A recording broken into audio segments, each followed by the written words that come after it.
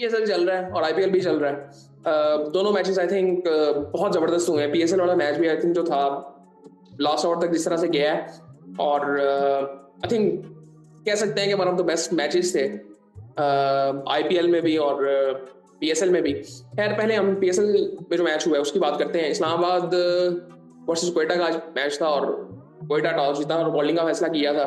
इस्लामाबाद ने बैटिंग अच्छी स्टार्ट कर दी थी, लेकिन मुझे समझ नहीं आ रही पिछले 2-3 मैचेस से जिस तरह से वो कोलैप्स कर रहे हैं, ये अलार्मिंग चीज है कि पिछले 3 मैच वो लगातार हार चुके हैं। पहले 5 जीते हैं, फिर अगले 3 हार गए हैं। ये कोई अच्छी बात है नहीं, और मुझे लगता है इनमें शायद इनकी खुद गलती है कि जिस तरह से इन्होंने कॉम्बिनेशन ट्राई की है और पिछले 3 मैचेस में इन्होंने 15 चेंजेस किए अपनी टीम में। पता नहीं उसका मकसद क्या था, लेकिन आई थिंक इस साल मुझे बहुत ज्यादा ये चीज नजर आ रही है पीएसएल में कि कॉम्बिनेशन आई थिंक या तो मिल नहीं रहे या मिल रहे हैं तो ट्राई बहुत ज्यादा किया जा रहा है, ओवर ट्राई किया जा रहा है मेरे ख्याल से।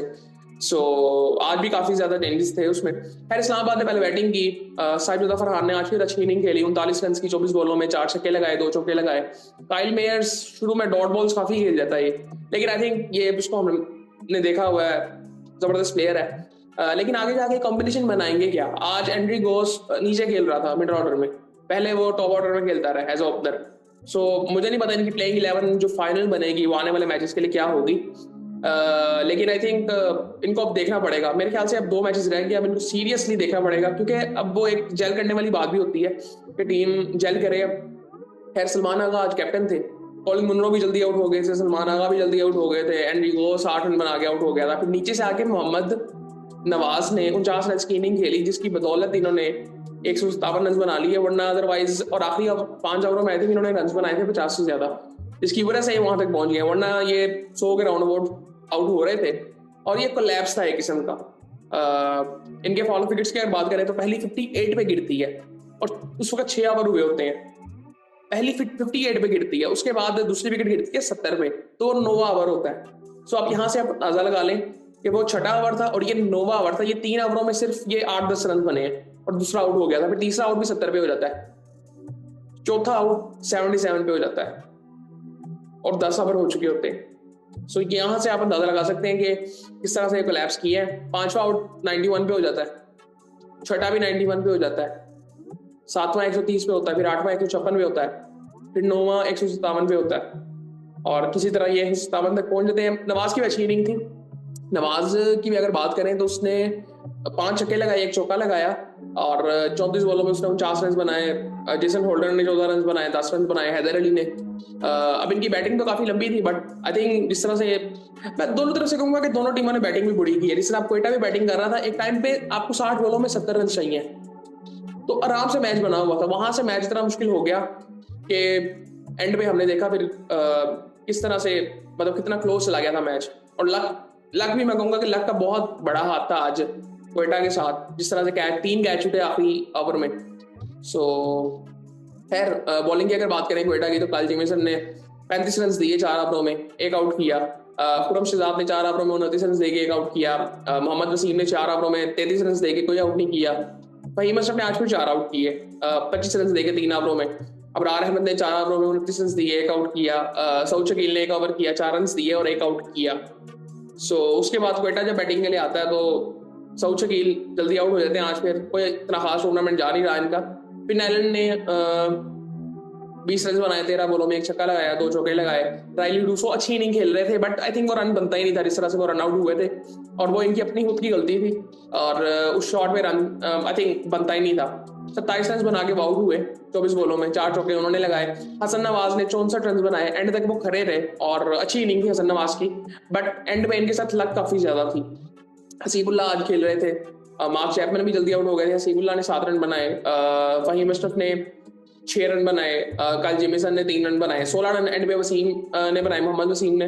अबरार अहमद एंड पे नॉट आउट खड़े थे, बॉल नहीं उन्होंने फेस की, लेकिन आखिरी ओवर में हसन नवाज के साथ वो खड़े हुए थे और हसन नवाज ने 64 रन बनाए 41 बॉलों में, 4 छक्के लगाए, 2 चौके लगाए और 15 रन आखिरी ओवर में चाहिए थे। सो आई थिंक वहां से इस्लामाबाद को जीतना चाहिए था, बट आई थिंक लक आज उनके साथ, लक की कह सकते हैं क्योंकि जिस तरह से कैचेस छूटे हैं, सो वो लक की जरूरत आपको उस चीज के लिए होती है। फॉलो विकेट स्कीम की अगर बात करें तो पहली 28 पे गिरती है, दूसरी भी 28 पे गिर जाती है। तो फिर तीसरी 80 पे गिरती है। अब यहाँ पे 80 गिरती है जब 10 ओवर हुए, 10 ओवरों में आपका 80, आप 10 ओवरों में तकरीबन आपको 70-75 रन चाहिए। सो वो आई थिंक वहां से जीतना चाहिए था इनको। और काइल मेयर्स ने पहला ओवर किया आज पे, 3 रन दिए। नसीम शाह ने 4 ओवरों में 31 रन देके 2 आउट किए। सलमान निशात ने 4 ओवरों में 31 रन देके 2 आउट किए। जेसन होल्डर ने 4 ओवरों में 40 रन दिए, 1 आउट किया। इसको पहले ओवर में 16 रन मार गए थे, बाद में इसने काफी बेहतर बॉलिंग की होल्डर ने, और इसने आई थिंक 1-2 कैचेस भी बड़े जबरदस्त पकड़े थे। और नवाज का आज दिन था कह सकते हैं, 4 ओवरों में 20 रन देके 1 आउट किया, और ओवर अच्छे किए उसने, नवाज ने। ओवरऑल बॉलिंग बैटिंग जबरदस्त, आज उनका दिन था आई थिंक।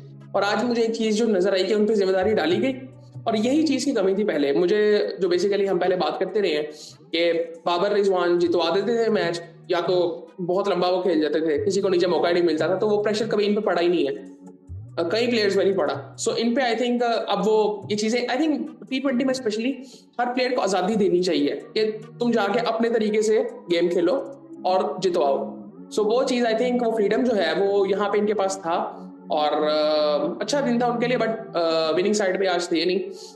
मोहम्मद शहजाद ने यार मुझे समझ नहीं आई, उसने आखिरी ओवर उससे करवाया आपने, एक तो आखिरी ओवर करवाया, फिर उसने कैच भी छोड़ दिया, कॉन्फिडेंस उसका वहां पे शटर हो गया था, फिर किस्मत भी उसके साथ नहीं थी, समझ नहीं आई इतनी खास। सो पहले भी इससे आई थिंक एक दिन ऐसे हुआ था एक मैच में कि आखिरी ओवर इससे करवाया था, पता नहीं वो जीतते थे या हारे थे मुझे याद नहीं है, लेकिन आखिरी ओवर इससे पहले भी करवाया था।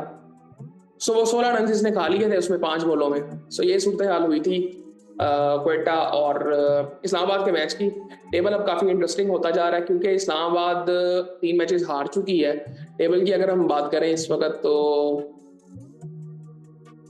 क्वेटा पहले नंबर पे आ गया, और क्वेटा 8 में से 5 मैचेस जीत गया, 11 पॉइंट्स क्वेटा के, और एक ड्रॉ हुआ था लाहौर के साथ जो था।